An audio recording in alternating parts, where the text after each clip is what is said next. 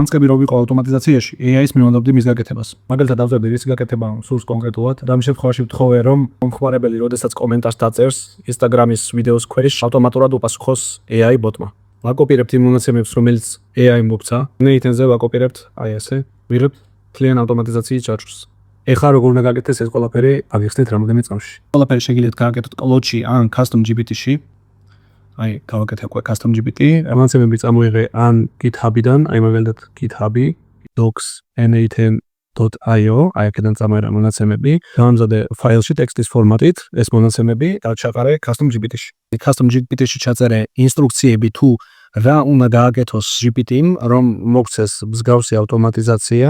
ის ფაილები, რომელზეც უკვე ვილაპარაკეთ. ეს ყველაფერიც, რა თქმა უნდა, შეაქმნინა AI-ს. შემდეგ ჩაწერე AI-ს მიერ გაკეთებული პრომპტი, მოთხოვნაზე რაც კიდე რომ გააკეთოს Custom GPT-მ და ისწრებს კოდის წერას, რომელსაც შემდეგ დააკოპირებ და გადაიტან N8N-ში, რაც დაგაზოგინებს უამრავ საათს.